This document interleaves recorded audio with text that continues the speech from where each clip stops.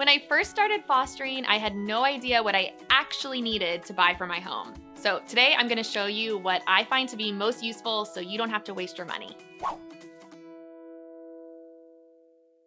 One of my favorite things I have in my house is our snack cart. So essentially it is food that's always out, and I incorporate some self-service to it. So for breakfast, it's self-serve in our home. So I have cereal, there's oatmeal back here. There's also granola bars if kids are eating on the run. So this allows kids to help themselves at any time, which might sound a little scary, but a lot of the kids I care for have experienced food insecurity. And for kids that have experienced that, I find that they need access to food at all times to feel safe in your home.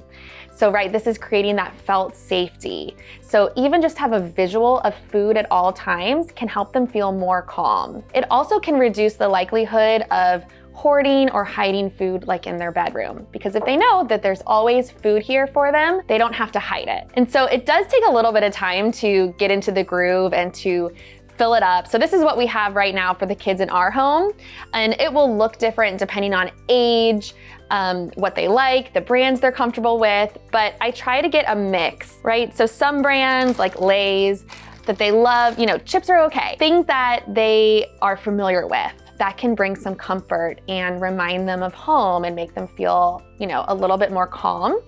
But I also like to introduce them to other things. So I have granola bars, I have mango slices right now. Those have been a hit. And there's also pouches. So I have yogurt pouches and these fruit meal pouches, and these are sustainable, shelf stable, so you can always have them out. They don't need to be refrigerated. Yeah, the kids love it, I love it. Also, when people visit the home, other kids, it's easy, they're not having to go through the pantry. They can just grab something if they're hungry. So when you are a foster parent, you do have to have a lot of difficult conversations with kids in your care. And for me, when I first started, it was really hard to navigate those questions and explaining what's happening. So I turned to books. And so I want to share the ones that are a staple in our home. Of course, there are so many books out there about all different types of topics, but I narrowed it down to the things that I really felt worked for so many kids that came into my home. So the first one is Maybe Days. This one I would say is maybe elementary age to tween kids, and it walks through what it's like to be in foster care. It talks about the court process. It introduces different caseworkers, see that's the court picture, and talks about what it's like to be in foster care. And if anything, it can help you just learn how to speak about foster care in an age-appropriate way. Okay, another one that I love is Foster Care: One Dog Story of Change. This one I would say is for a younger reader, so maybe 4 years old or an elementary age. It walks through a variety of foster care situations. So some of the characters see their parents, some of them don't. Some of the characters stay for a long time and some of them don't. And I liked that it had a great variety, and it also is very positive towards being in foster care, all the biological parents. It's a positive tone, and also positive towards the foster parents. That's a good one I like. These two books are by the same publisher. They're a little bit different. Kids Need to Be Safe. This one is good for kids who've experienced neglect, and this is a younger audience as well. It talks about and shares some kind of difficult moments, and you'll see it in the photos. And there's a lot of emotion, so I always recommend pre-reading before you sit down with your child. This other one is called Families Change. So this is a book about termination of parental rights. If a child can't return home and be with their parents, TPR is what they call it, and this is a book for that situation. So it talks about what happens next when you can't go home and families change. That is a super complex situation, and I find that that book can really help break it down in an age-appropriate way. This one is not about foster care, but I included it because I feel like it is a great book. I really enjoyed it. So a terrible thing happened. This one goes through, this character saw something or experienced something. And the good thing about this one is you never find out what it is. It's just this black bubble, it can be for any situation. And essentially it shows how disruptive trauma can be in a kid's life. And I like it because it ends with the character talking to a trusted adult. All right, so for adults, I'm gonna just share 2 books real quickly. This one is just a basic parenting book, but I really liked it. Broke things down in a way that I really understood. This is an old book, I'm sure you've read it, but if you're a first-time parent like I was, I really appreciated this book. And then lastly, Love Me, Feed Me, which is like the best reference book for all foster parents. Essentially, it breaks down every single food-related topic, how to support the child through that, when to seek professional advice, what to ask for when advocating.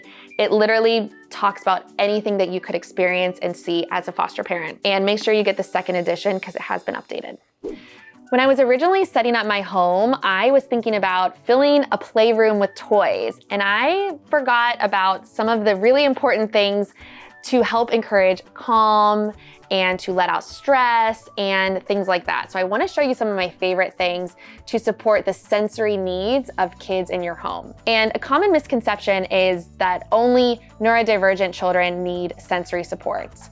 For kids in foster care, I find almost all of them benefit from having some type of sensory support. And so let me tell you what that means. So first of all, this is it's called an Explorer sofa. It's from Sam's Club. You might have heard the Nugget, it's the same thing. It's like a modular couch that you can build different things. So these can be really good for hiding or creating private spaces for kids, but it's also good for crashing. So if you have kids who are jumping and running and just throwing their body against things, this is a good thing to use because they're not gonna get hurt, and you can set it up in all different ways. So I love this, it's worth the investment. It is a little pricey. The Sam's Club one is the one we picked out and have been really happy. Another thing that I think you have to have in your home is a weighted blanket. And I like this one because it has that texture on one side, so kids will do this, as I'm doing it here in this camera. But I like it because it has 2 different textures and it's not too heavy. So it is okay for young kids. Make sure you check with your pediatrician to know at what age and what weight to buy. But these can really help kids, especially at night, if they're feeling anxious or scared, or even just sitting and watching TV, can really help them feel more calm in your home. All right, and lastly, I put together, I call it a calming bin. I collect things that can help the kids during a meltdown or when they're dysregulated. It's a good redirect or way to distract them if it's a difficult moment. For example, if a caseworker is visiting and you notice that they're kind of jittery or maybe running around or getting upset, you can give them their calming kit. Essentially, it's just a basket of things that some are toys, some are fidgets. This is a sensory sock, and they put their arms and legs in it and they can push against it. And I've also had kids just go all the way in and hide like an egg. So I love these. And then it's just sort of a random mix of things that kids love. So this is good for deep breaths. You can breathe with them as it goes in and out. I have, different comfort items and, things to look at. This is a kaleidoscope.